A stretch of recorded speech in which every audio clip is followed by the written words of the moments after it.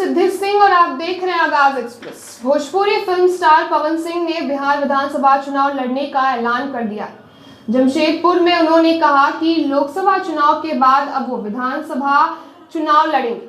बता दें कि पवन सिंह भोजपुरी सिनेमा के सुपरस्टार माने जाते हैं और उनकी जबरदस्त फैन फॉलोइंग भी है।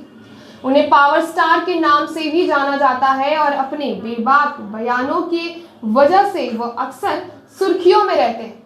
मेरी जीत से ज्यादा चर्चा तो मेरी हार की है।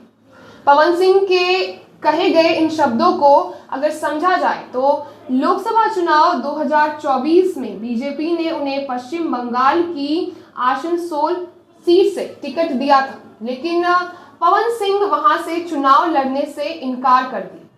पवन सिंह बिहार के आरा से चुनाव लड़ना चाहते थे, मगर भारतीय जनता पार्टी ने उन्हें वहां से भी टिकट नहीं दिया, जिसके परिणाम स्वरूप पवन सिंह काराकाट सीट से निर्दलीय प्रत्याशी के रूप में चुनाव लड़ते हैं, लेकिन वो हार जाते हैं। लोकसभा चुनाव 2019 में भी उन्होंने बिहार की काराकाट सीट से चुनाव लड़ा था। उस समय एनडीए के सहयोगी दल राष्ट्रीय लोक समता पार्टी के अध्यक्ष उपेंद्र कुशवाहा और महागठबंधन से उम्मीदवार राजाराम सिंह भी इस सीट से मैदानी जंग में खड़े थे। हालांकि पवन सिंह को इस चुनाव में भी हार का सामना करना पड़ रहा था। भाजपा के साथ पवन सिंह के उतार चढ़ाव भरे रिश्ते एक बार फिर से चर्चे में बनी हुई है और सुर्खियों में, क्योंकि पावर स्टार और सिंगर पवन सिंह जल्द ही भाजपा में शामिल हो सकते हैं। उनके साथ भोजपुरी के दो और सितारे यानी कि रितेश पांडे और गुंजन सिंह भी भगवा पार्टी का दामन थामने वाले हैं। ऐसी खबरें जो है वो सामने आ रही। सूत्रों के मुताबिक हाल ही में रितेश पांडे ने पटना में भाजपा के प्रदेश अध्यक्ष दिलीप जायसवाल से मुलाकात की थी। रिपोर्ट्स की अगर हम बात करें तो तीनों कलाकारों के भाजपा में शामिल होने का रास्ता जो है अब साफ होता हुआ दिखाई दे रहा है और होली के बाद वे कभी भी पार्टी का हिस्सा बन सकते हैं, ऐसी कयासें लगाई जा रही।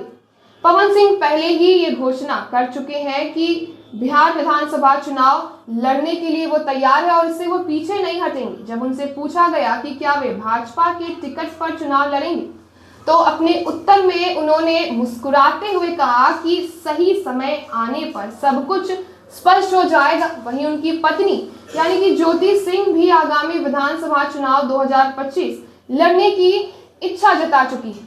खबरों की अगर हम बात करें तो भोजपुरी के ये दोनों दिग्गज साल के अंत में होने वाले विधानसभा चुनाव में अपनी किस्मत आजमा सकते हैं। पवन सिंह जहां भोजपुर या फिर काराकाट से चुनाव लड़ने की तैयारी कर रहे हैं, वहीं दूसरी ओर रितेश पांडे कैमूर से अपनी दावेदारी पेश कर सकते हैं।